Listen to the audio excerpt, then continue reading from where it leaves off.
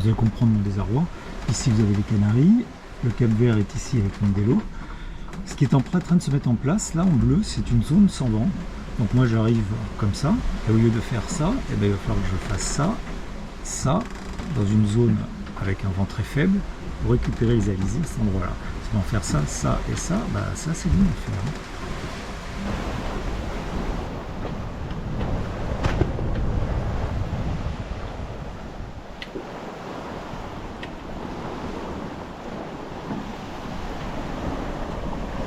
Alors aujourd'hui le SPI est de sortie, c'est pas souvent, mais regardez la mer, c'est calme, c'est vraiment très calme. Et ce matin je me traînais à 3 nœuds et demi. Déjà que je suis pas super satisfait de ma progression, ça va pas être une journée grandiose. Et là comme j'ai vu que de toute façon le vent allait peu bouger, peu forcir dans la journée, je me suis dit allez hop, on sort le SPI. Alors bon c'est toute une histoire hein, de mettre le SPI en place, ça me prend plus d'une demi-heure. Il est gros, il est lourd. Je reste toujours sur la même orientation par rapport au vent, ce qui m'évite d'avoir à le régler. Et quand le vent est régulier comme ça, quand il n'y a pas de mouvement de roulis qui peuvent perturber le SPI, il faut reconnaître que c'est un vrai plaisir par une mer comme ça d'avancer à 6 nœuds, 7 nœuds par moment même. Là où normalement je ferais du 4 nœuds. Alors aujourd'hui aussi quelque chose de remarquable, c'est que dans la matinée j'ai empanné et je suis passé tribord à mur.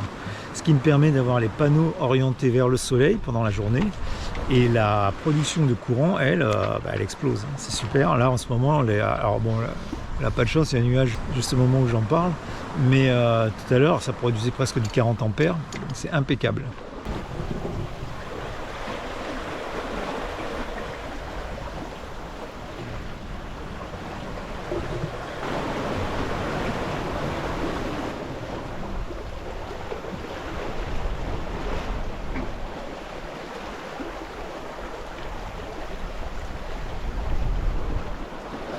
Ouais, c'est calme, hein.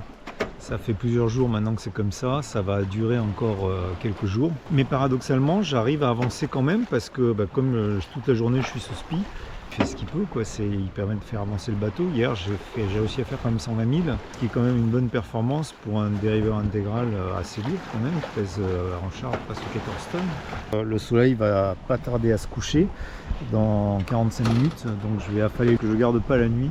Je prends quand même une marge de sécurité si au moment de l'affalage, c'est une façon de parler parce que comme c'est un SPI qui est sur magasineur, il faut plutôt l'enrouler. C'est long parce qu'après il faut le descendre, le ranger. Donc je m'y prends maintenant tant qu'il fait jour et puis comme ça si jamais il y a un problème pendant l'opération, j'ai encore un peu de jour pour le régler. Hein. Alors le soleil vient de se lever et j'ai à la fois le soleil qui se lève et de l'autre côté j'ai ce qu'ils ont appelé la super lune du castor qui est là-bas.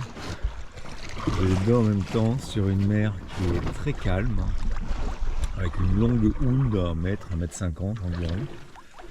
Et le bateau avance tout doucement comme il fait depuis plusieurs jours en fait maintenant, mais il avance, c'est le principal.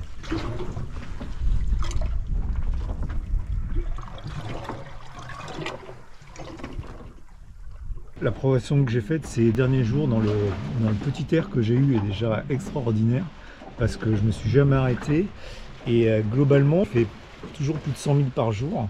Mais bon là je crois que j'ai été au bout de ce que je pouvais faire. Pendant les 24 heures qui vont venir, ça va être de la vraie pétole. Puis il va retourner dans sa soute et moi je vais prendre mon mal en patience.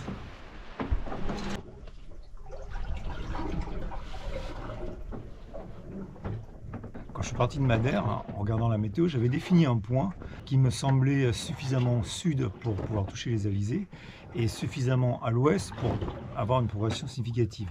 Alors ce point il était à peu près à 300 000 au nord-ouest du Cap Vert.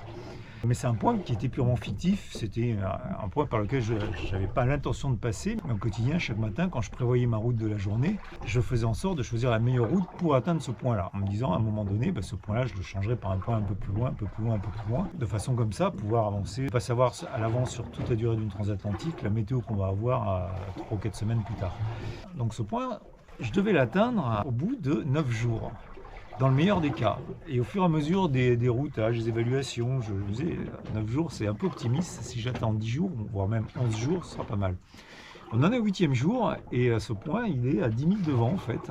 Alors c'est un peu par hasard parce que maintenant je vise plus ce point, je vise un autre point qui est un peu plus loin, qui est à 8 jours de navigation là, un autre point que encore une fois je n'atteindrai peut-être jamais, mais c'est celui qui me permet de choisir la meilleure route par rapport à la météo qui est prévisible sur les 3, 4, 5, 6 jours à l'avance. Et si je fais le bilan du parcours que j'ai fait depuis Madère, j'en suis pas mécontent du tout. Comme quoi, il vaut mieux un peu chaque jour, mais tous les jours, que beaucoup ont une seule fois et plus rien après. Et ça, il n'y a pas qu'en voile que ça peut s'appliquer.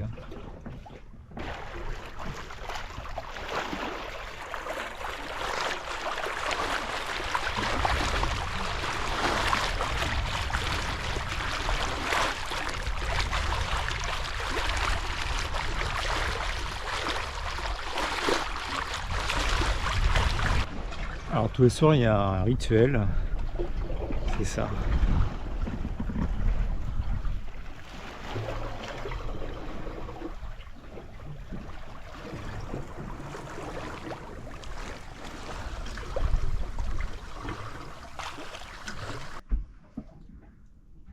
Alors ça devrait être une très belle soirée, tranquille. Et ben non, ça va pas. Ça va pas parce que pas de vent, il n'y a pas beaucoup de vent, mais c'est pas ça le problème. Le problème c'est que je comprends pas très bien comment il est orienté. Sur un bord, il me renvoie vers le Cap Vert et sur l'autre bord, il m'envoie à New York. Enfin, voilà. Là où mes lines sont vers le sud et l'ouest en fait, c'est-à-dire à 180 et 270, et bien sur ce bord-là, je pars à 130, c'est-à-dire je pars vers l'Afrique en fait. Et alors j'ai viré de bord et puis là j'étais à 300, je sais plus combien, 320, 330, enfin bref, je pars au Canada quoi. Et je sais pas pourquoi. Je sais pas. Il n'y a pas de courant phénoménal pourtant. Ça fait partie des bizarreries de la voile des fois. Et ça m'agace prodigieusement en fait. Parce que comme il n'y a pas beaucoup de vent depuis plusieurs jours maintenant, chaque manœuvre que je fais d'envoi du SPI qui me coûte beaucoup d'efforts physiquement parlant, je vois bien que mes efforts de la journée ne soient pas complètement anéantis. La nuit, sans trop comprendre pourquoi. Je ne suis pas arrivé.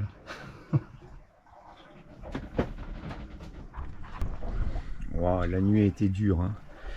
Il y a des grains partout. Alors ce ne sont pas des grains violents. Il y en a un qui est juste à gauche là-bas.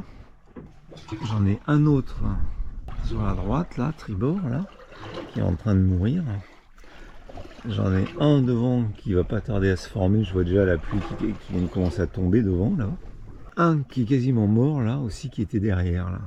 Toute la nuit le vent n'a pas arrêté de tourner. En fait ça continue maintenant d'ailleurs. Le vent n'a plus de direction, il est en rotation constante entre ces différents grains. Il aurait fallu que je reste à la barre pendant toute la nuit et que je passe mon temps effectivement à faire des virements de bord. Sur un cotre, c'est-à-dire qu'à chaque fois il faut rouler le génois, faire le virement et redérouler le génois de l'autre côté.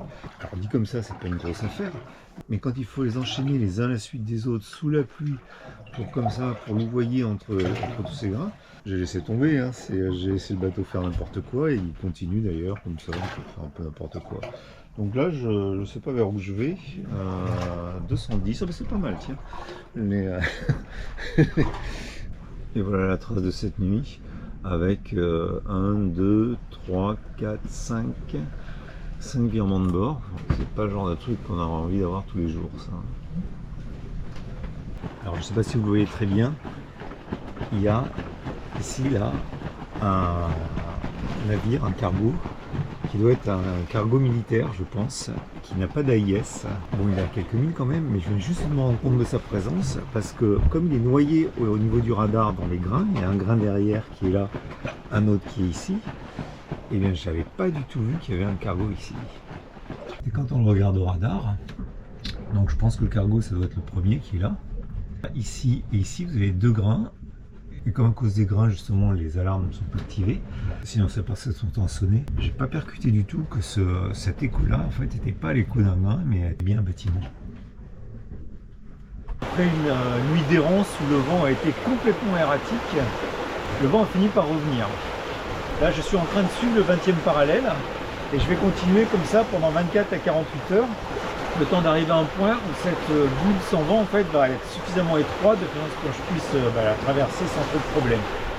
Alors je peux être le seul à être embêté par cette zone sans vent. J'ai regardé les positions des concurrents du Vendée Globe. sont juste à 1 degré en plus de latitude de moi, je ne sais pas où exactement en longitude, mais ils descendent pas non plus, ils avancent pas beaucoup, ils sont tankés eux aussi. En tout cas, aujourd'hui je suis content parce que le vent a repris, là, même si bon c'est du 10, là ce soir il est un peu forti, c'est 15 nœuds maintenant. C'est bien parce que le bateau revient à la vie, et après plusieurs jours comme ça où il y avait zéro vent, j'avoue que ça devenait quand même un peu morne à la fin.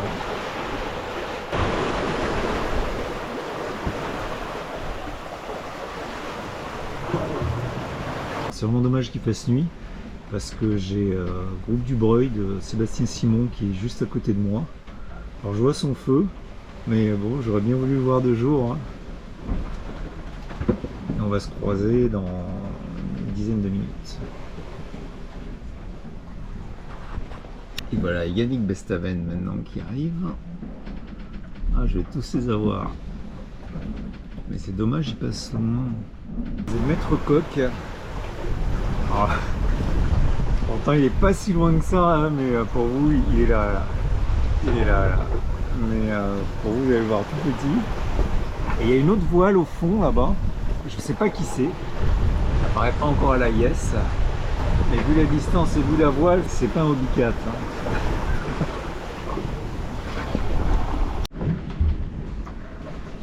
Alors là, je viens de croiser Maître Coq ici, pas près qu'Arkea. C'est dommage que j'ai pas les moyens de vidéo parce que pourtant avec Maître Coq on s'est croisés, on était à 1,5 million, mais à la GoPro il paraît à 1 million d'années-lumière. Pouvoir recoller un peu avec le groupe de tête. Oui, vous avez raison, c'est pas trop long et la route est longue, donc on va espérer de les retrouver vite, les compagnons. Et physiquement, comment ça va? C'est pas trop fatigant? Non, c'est plutôt pour la tête, de se pas prendre la tête pour la course trop, parce que le week-end il y avait beaucoup d'instabilité, donc beaucoup de manœuvres à faire, mais dans le petit temps, le bateau parfois avançait pas, donc il faut garder un peu les nerfs et de bonne humeur et de se pas prendre trop la tête, c'est un peu ça le jeu aussi. Et c'est très sympa, merci, et c'est vrai, c'est un long chemin, et c'est déjà mon deuxième Vendée, on a construit un bateau neuf, on a déjà fait le tour du monde avec le bateau, The Ocean Race, il y a 2 ans. Donc je sais que c'est un bon bateau dans le sud qui enfourne pas trop et qui va vite dans les vagues. Et donc il faut que je perde pas trop le paquet là dans le petit temps parce que là c'est un peu... Merci beaucoup, ça me remonte un peu le moral. Et vous, bonne soirée en mer et on va bien se croiser là dans quelques minutes. Donc très bonne hivernage au Guatemala et bonne traversée. Les meilleurs vœux pour vous.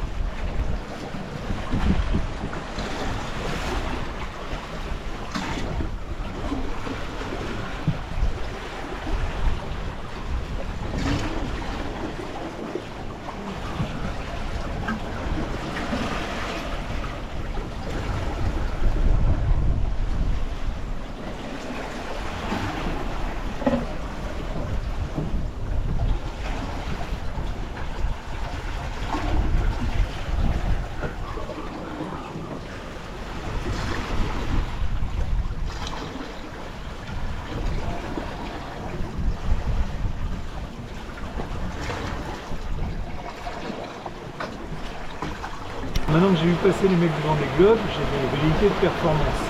Donc au début, je me suis dit qu'aujourd'hui, j'allais faire une journée entièrement sous spi parce que c'est un grand ordre de l'ordre des 10 nœuds qui est attendu. Mais malheureusement, quand je me suis réveillé, j'ai vu que ce l'air était assez instable.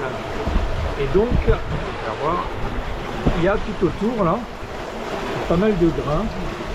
Alors ils sont pas très violents, mais j'ai pas envie de faire du ski. Alors, je dois être en bordure de zone parce que toute la partie gauche effectivement est bouchée, alors que de l'autre côté c'est soleil. Et donc à défaut de faire de ski, ce que j'ai fait, j'ai envoyé mes 2 voiles d'avant. J'ai loin être inquiète. Alors je le fais pas souvent parce que j'ai jamais été persuadé de l'efficacité de cette configuration sur Quetzal. après avoir ajouté la trinquette, j'ai tâtonné un peu parce que le problème c'est que ça masque le génois. En surbordant un peu la trinquette et en choquant un peu plus du génois, j'arrive à avoir une configuration où j'ai en fait deux voiles pas super bien réglées. La somme des deux fait que la puissance vélique est supérieure. Donc j'ai gagné un demi-nœud. Même si au portant on n'a pas les mêmes repères qu'au près pour régler une voile, ça se fait toujours un peu au feeling. Et le jour se lève sur le 14e jour de navigation, qui est une date charnière parce que généralement au bout de 14 jours c'est là où vraiment la solitude commence à me peser.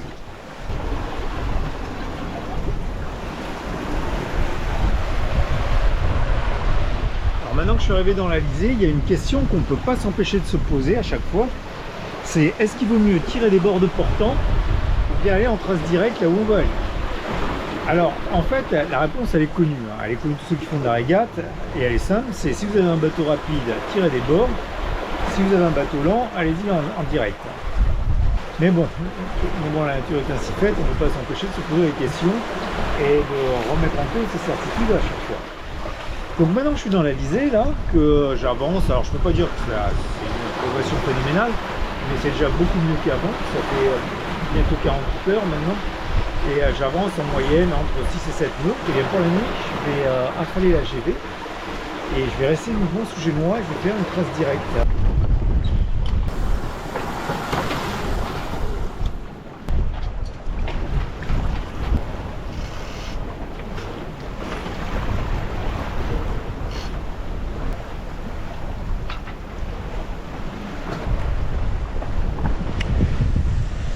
Et voilà. Alors je suis passé d'une moyenne de 6 nœuds 70 à 5 nœuds 30, beaucoup trop. Et en plus de ça, le bateau roule comme une barrique. Donc on renvoie. J'étais en route de collision avec le CMA-CGM Panama ici. À un moment donné, je voyais qu'il ne bougeait pas, donc je l'appelle à la VHF. La communication était très mauvaise, je ne comprenais rien de ce qu'il me disait, et donc j'ai fini par lui dire, dans ce cas-là, maintenez votre course and speed, votre cap et votre vitesse, et moi je vais manœuvrer pour vous passer derrière. J'ai fini par comprendre, après l'avoir fait répéter plusieurs fois, que le mec me dit ok, je fais ma manœuvre, je reviens vérifier ici que les routes sont ok, je me rends compte qu'il a modifié son cap. Allez. C'est pas bien sérieux, on a affaire à un bateau qui fait 350 mètres de long, c'est pas une barcasse à pêcheur. Le CMA-CGM Panama, c'est car en fin de compte à sa tête d'ailleurs.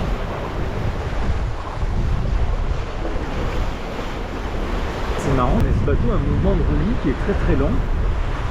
est assez prononcé. Alors ça doit pas être évident de voir à la GoPro parce que déjà le voir à l'œil nu, il faut remarquer en fait la position du château de la passerelle qui devrait former une ligne à peu près horizontale. Et en fait non, elle s'incline tantôt à gauche, tantôt à droite,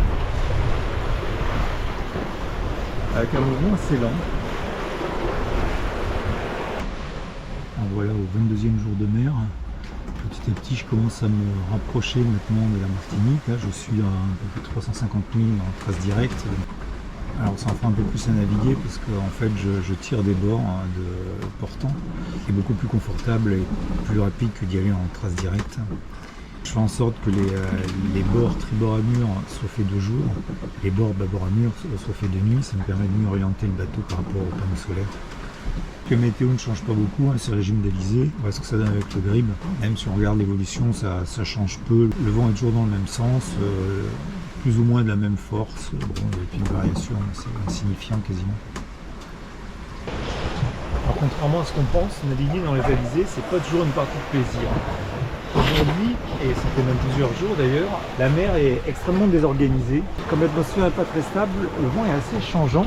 Là, j'ai toute une zone orageuse là, qui s'est développée là, et qui a fait tourner le vent de plus de 50 degrés. Alors, je ne vais pas tout à fait là où je voudrais aller. Du coup, ça m'a mis travers à la vague. Les vagues, en plus d'être croisées, sont extrêmement proches les unes des autres, très pentues. Des fois, j'ai tout l'avant du bateau qui se retrouve dans le vide et qui retombe brusquement comme ça. C'est désagréable, c'est bruyant. Et à un moment, on se dit qu'on sait que ça va s'arrêter.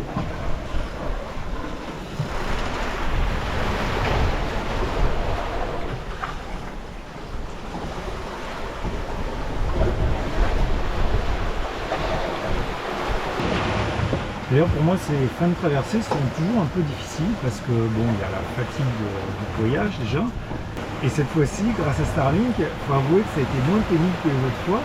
La solitude n'est plus la même, hein. On a accès au réseau, on chatte, on discute, on se téléphone, on se fait des vidéos. Il n'y a plus du tout ce sentiment d'isolement qu'il y avait avant. Et j'en profite d'ailleurs pour remercier tous ceux qui quasiment tous les jours me contactent et suivent de très près ma progression. Je pense notamment à toi Alex de Californie, à Luzvin de Rio Dulce, Isabelle, Guatemala, monsieur en France, à toi Burns, en espérant que tu ailles mieux rapidement, et tous les autres bien sûr que j'oublie, mais que je remercie chaleureusement pour leur soutien qu'ils m'apportent pendant ces longues traversées en mer.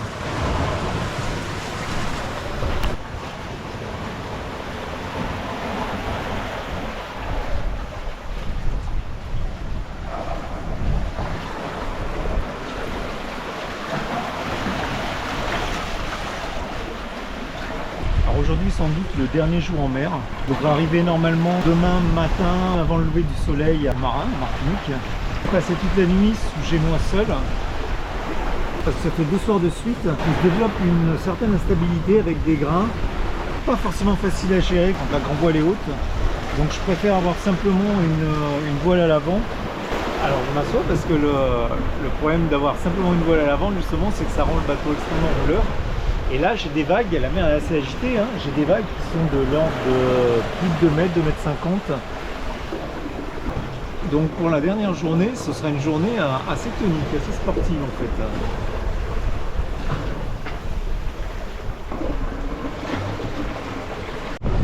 Et voilà le jour qui se lève sur la Martinique.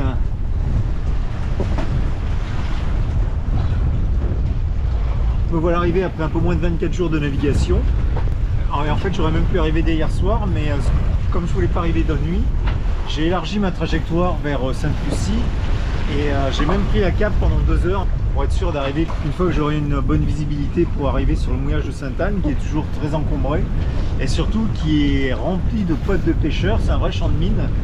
Donc après une traversée qui s'est faite au niveau technique sans aucun problème, la dernière chose que je voulais, c'était sur les dernières centaines de mètres me prendre un bout dans l'hélice pour avoir voulu essayer de gagner quelques heures à l'arrivée. Donc je vais rester en Martinique pendant quelques jours pour me reposer, pour ravitailler, ranger le bateau, refaire les pleins.